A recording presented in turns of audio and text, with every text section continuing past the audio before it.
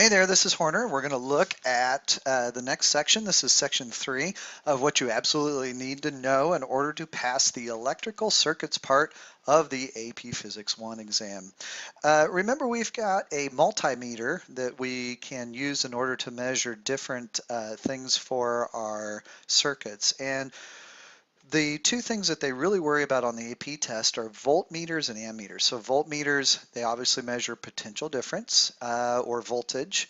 And whenever you do these, if you remember, we've always put them in parallel with our object that we want to find the voltage of. So in the lab, we set up our voltmeter. We put one lead on one side, either red or black, and then the other one on the other side. We were able to read the voltage. We do that so that it works out really well. The voltmeters have a really high resistance, and that's so that it doesn't impact the circuit at all. An ammeter measures current. And an ammeter, instead of going across a circuit like this, has to be in line with the circuit. So you actually have to cut the wire and put the ammeter within the circuit in order for it to actually measure the current that's flowing through the circuit. So when we do that, you'll kind of see how that works. So you actually have to remove a wire, place the ammeter in, and then turn the whole system on. In number 21, it says in the electric circuit diagram, possible locations of an ammeter are indicated by circles 1, 2, 3, and 4. They want to know where should the ammeter be located to correctly measure the total current, and where should a voltmeter be located correctly to measure total voltage. So for this one, we've got to think about where things need to be. So for number 21, if I want to measure the voltage, I know I can't use number 1 or number 2. If I want the voltage, I either need to use number 4 or number 3. So let's look at the answers that we have. There's an answer that could be possible. Here's another one that's possible, another one that's possible, but this one is not. We cannot use a voltmeter at position 2 because it's within the circuit, and we need it outside of the circuit. If we then think about the ammeter, we have to have the ammeter either at position 1 or at position 2 because it's part of the circuit. It's actually in line, so the electricity has to pass through it in order to get back to the beginning. If that's true, 1 and 2 are an answer, and number 3 would not be. So now we're only left with answers A and B. If we look at number 4 and number 3, if we place the voltmeter at number 3, it will only measure the voltage just on this resistor and not the whole circuit, so we can't do this. But if we place the voltmeter at number 4, we can actually measure the entire voltage. So I know that this answer is correct, but this one is not. If we look at the ammeter, if I want to measure the current in the whole thing, I need to put it where it's in a series part of the circuit. So this ammeter would work out really well, but this ammeter is part of the parallel circuit, so we cannot put it there. So our answer has got to be an ammeter at 1 and a voltmeter at 4, which means that answer A has to be our correct answer. Let's go on and take a look at number 22. So we'll move on down here to number 22. It says, which circuit diagram below correctly shows the connection of an ammeter and a voltmeter to measure current and potential difference across the resistor R? So let's just make sure that we have everything correct. This one, we see that the ammeter is not hooked up correctly to the resistor. So this one does not work at all. This one, the ammeter is on the outside.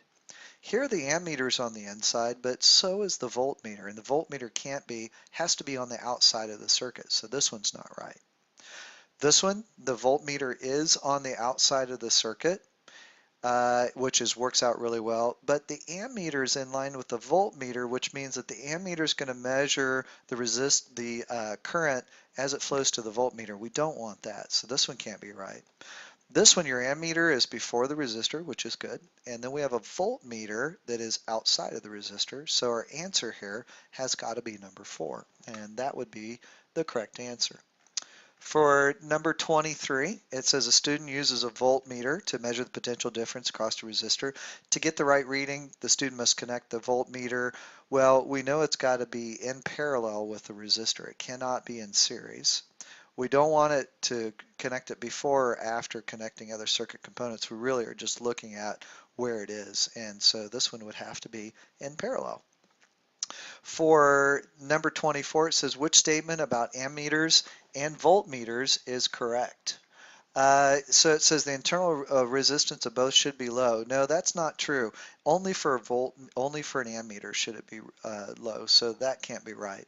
Both meters should have negligible effect on the circuit. Yes, we want to make sure that the items we're using to measure both current and amps and voltage and volts, we want to make sure that both of those really don't have any effect on the circuit at all. It's similar to, I guess, if you're watching a race, you would not want to stand on the track to measure the speed of the cars as they went by because you would be in the way and you would slow the cars down. So that is probably the biggest thing that you need to make sure of. Finally, number 25 says compared to the resistance of the circuit being measured, the internal resistance of a voltmeter is designed to be very high so that the meter will draw little current from the circuit. So we don't want to measure or have it pick up a lot of current. There's never going to be a chance where it's going to be no current. It's got to be a little tiny bit, but we don't really want it. We don't want all the current, of course, and we don't want most of the current. We just want a little tiny bit of current. Otherwise, our ammeter would be wrong and would not measure the right thing. The next section is the last section that we'll do in this video, and it concerns series circuits. Series circuits, if you remember from what we've done in the lab, is a basic type of circuit, and this is a circuit where there's only a single current path, so there's only one way to go through. This gentleman's name is Kirchhoff, and he came up with some rules. There's two rules, and his first name was Gustav. And you'll see that there's Kirchhoff's current law and Kirchhoff's voltage law. The current law just says that all the current going in has to equal all the current leaving a point in a circuit. Similar to if I had an intersection, all the cars that go into the intersection, no matter which way, need to make sure they come out. So if I have 5 cars here and I have 3 cars here, I need to make sure that I have 8 cars leaving. And it doesn't matter if I have 1 car go this way and I have 7 cars go this way, as long as I have the same number of cars entering the intersection as I do leaving the intersection, I know there's not been a wreck. So essentially what you could have happen is this one of the cars here turned right, the rest of them went straight, and all the cars here turned right. So as long as your number coming out equals your number coming in, for current, you're set. The voltage law says that the sum of all the voltages in any closed loop of a circuit must equal 0. So this is what we kind of did in the lab yesterday, whenever we've done it in the lab, where we had some light bulbs. So we had our battery connected up to 2 light bulbs. So here's one of the light bulbs. Then we had another light bulb in series. And we know that this is a 3-volt battery. And we said that when we measured the voltage in each one of the bulbs, it was 1.5. So I know that if I add 1.5 and 1.5, that would be the amount of voltage drop. So I subtract it from the original voltage of the battery, and I get 0. For number 26, it says, I have a 3 ohm resistor and a 6 ohm resistor. They're connected in series in an operating electric circuit. If the current through the 3 ohm resistor is 4 amps, what is the potential difference across the 6 ohm resistor? For this one, we need to draw a picture. So let's go ahead and start with a picture of what's going on in this circuit. So here we've got a resistor, and then we've got another resistor. And we know in this first resistor is 3 ohms, the second one is 6 ohms, and we know that we have 4 amps coming into this circuit.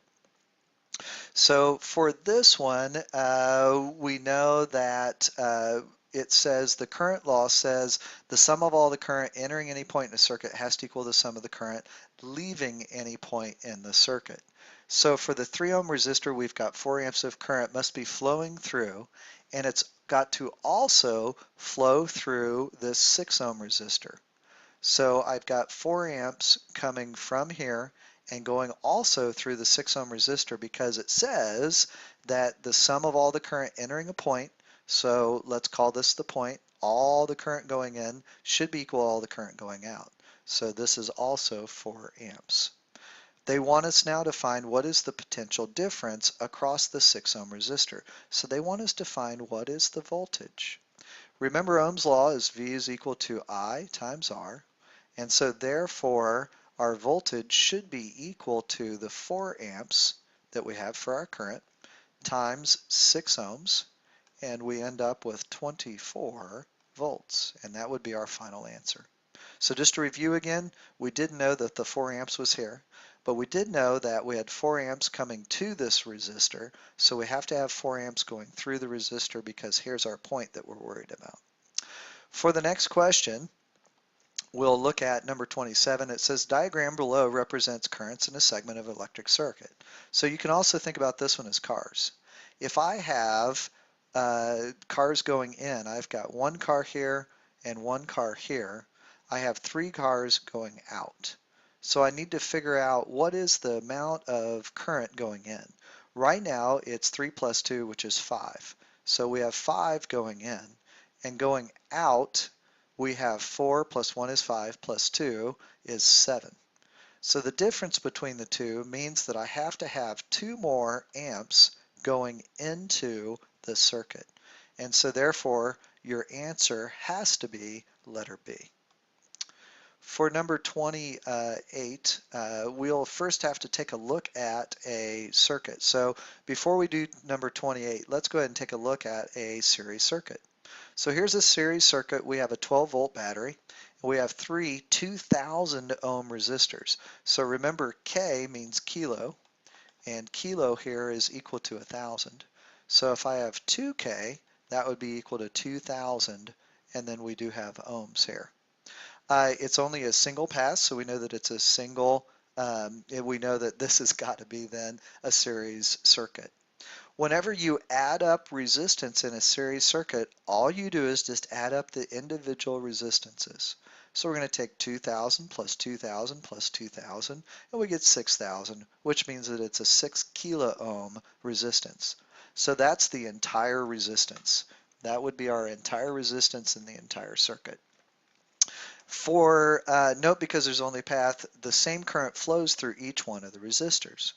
We're going to use a really simple and a very straightforward method of analyzing circuits, and we call it the Verb Table. And the Verb Table is something that I think you're going to really appreciate, and it will help you work out these problems. So using this Verb Table and thinking about Ohm's law, Kirchhoff's current law, and Kirchhoff's voltage law, and equivalent resistance, we can use the table to solve anything we want. A Verb Table helps us kind of describe the voltage, the current, the resistance, and the power. So that's why we call it Verb. And let's use that circuit where we had the 3 2,000 ohm resistors. So we created the table, and now what we did is we put down all the things that we already know. We know that it had 12 volts, and we know that the resistors are each 2,000 ohms. The first thing we're going to do is we're going to calculate the total resistance. So we're going to add up all of our resistances, so 2, 4, 6, and we're going to place that in the very bottom. Now that we've done that, we're able to use Ohm's law to figure out what this value is right here for the current for the total circuit. Let's go ahead and do that. So if I want to find the current for the total circuit, I know from Ohm's law that I is equal to V over R. Our voltage is 12. Our resistance is 6,000. And so our resistance is 6,000. So our current is 0.002 amps. So I went ahead and we took this value and we plug it into our table for the total current, and you'll see it's 0.002. Power, since we already have V squared, we already have V, and we have R. Those were the original two things we had, so we're going to use those. We're going to say V squared over R, so that's 12 squared. 144 over 6,000 gives us 0.024 watts, and so our wattage, oops, I made that really big, didn't I? Our power that we have is 0.024. So now I've got everything I need in the very bottom of the table. Because this is a series circuit, one of the things that we can do is we can say that this series circuit has the same current no matter which resistor you're in. So each one of the resistors that we look at, they have the same, these have the same current running through them. So if we remember, we go back down, we see that the current was 0.002 amps, and so we're going to go ahead and place 0.002 amps in each one of these. Because voltage is equal to current times resistance, we just multiply the current times the resistance, and we end up with 4 volts. So 2,000 times 0.002 is going to give us 4 volts. So we're going to write 4 in each one of these boxes. So you'll notice that they all, each one gets 4 volts, or they each get a third of the voltage that we started with. For the very last part, which is power, remember we said power. I don't know why that gets so big, so we'll move it over and move it back. The power here that we have is equal to I times V. And if I multiply 0.002 times 4, I get 0.008, and so the power in each one is the same. What can we learn from this? Well, the biggest thing that we can learn from this is that anytime we look at current in a series circuit, the current is the same. The voltage adds up, and the resistance also adds up. So now that we know this little scheme and using the verb table, let's go ahead and do number 28. So we're going to look at question number 28, which says I have a 2 ohm resistor and a 4 ohm resistor that are connected in series with a 12 volt battery. If the current through the 2 ohm resistor is 2 amps, the current through the 4 ohm resistor is, now this is a trick question, remember the current is the same in a series circuit. And if I already know it's 2 amps, then the only answer I can choose is 2 amps. And so that is the final answer. For number 29, it says in the circuit represented by the diagram, what is the reading of the voltmeter? So we're looking for the voltage on this 20 ohm resistor. This is where we're going to use our verb table.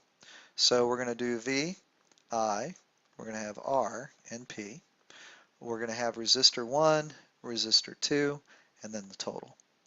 The first thing that we know is we have a 60 volt source, so we're going to put 60 here.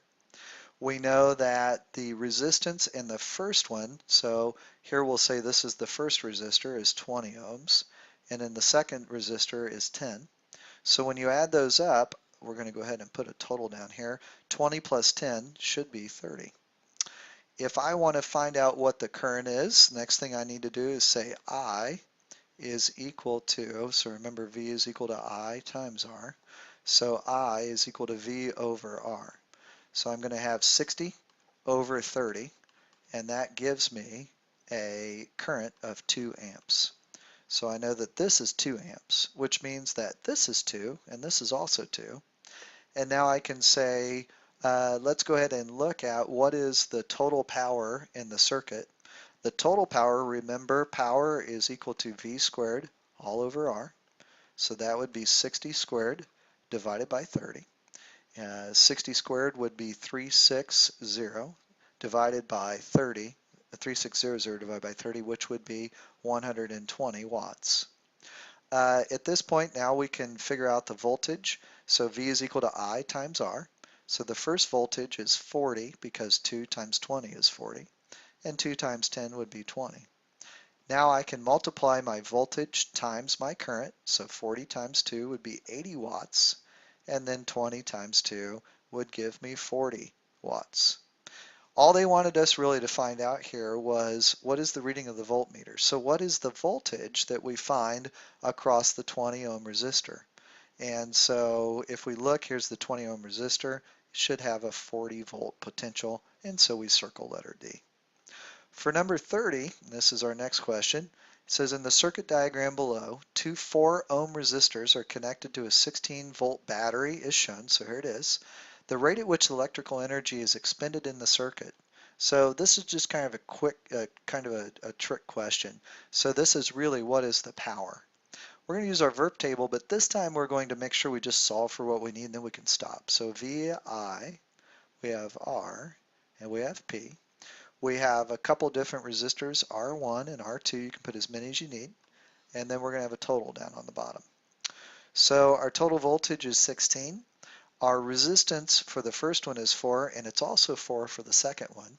So we're going to end up with 8 ohms right here. And then we've got to find the current.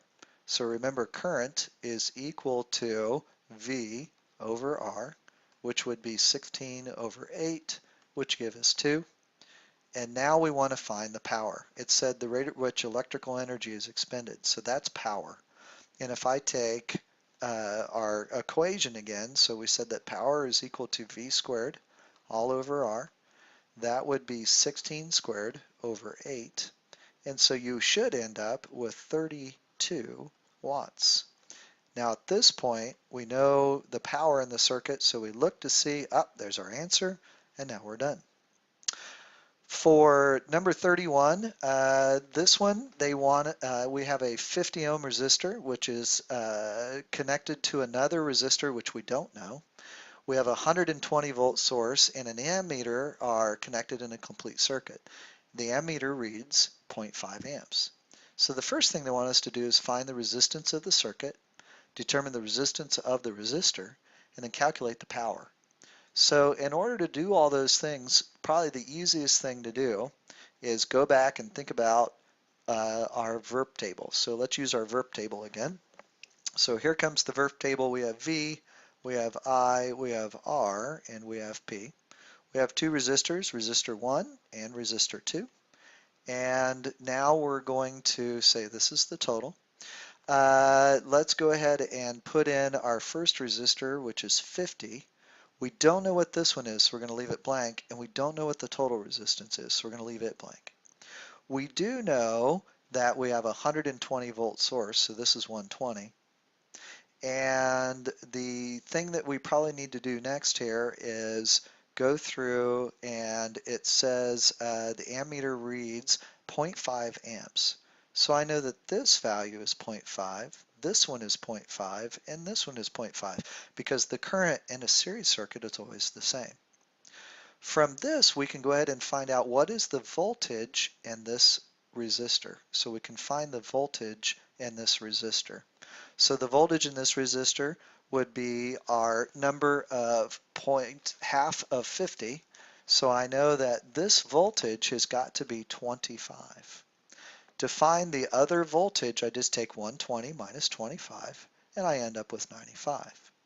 Now I'm able to find the other resistor. I want to know what is this resistance. So to find this resistor right here, the easiest thing to do is to use V is equal to IR, and so then R would be equal to V over I. So for this one, I'm going to take my voltage, which is 95, and divide it by 0.5. So 95 divided by 0.5 gives me a resistance of 190 ohms. Now if I add the two together, I end up with a total resistance of 240 ohms. So it says calculate the equivalent resistance of the circuit, and that would be 240 ohms. Determine the resistance of resistor R. Well, we've already done that. We said that it's 190. And calculate the power dissipated by resistor R. And so power, we're looking for this resistor and we want to know its power. And power, we said, is just equal to VI. So 1/2 of 95 is 47.5. And so our answer for this one is 47.5, and that would be watts. So this is ohms. So the table's really useful. I think that I'm going to use that every single time. The very last question says, what must be inserted between points A and B to establish a steady electric current in the incomplete circuit? And we know that in every circuit you have to have some source of voltage, and you have to have a resistance and a closed loop. So the only thing here that's going to provide us any power or any voltage at all is not going to be a voltmeter. So we're not going to pick that one. Lots of people pick voltmeter because it has a V in it. It's not a switch, it's not a magnetic field source, but it is a source of potential difference. So that is a battery, and that would go in between A and B. And that is the end of the video for series circuits.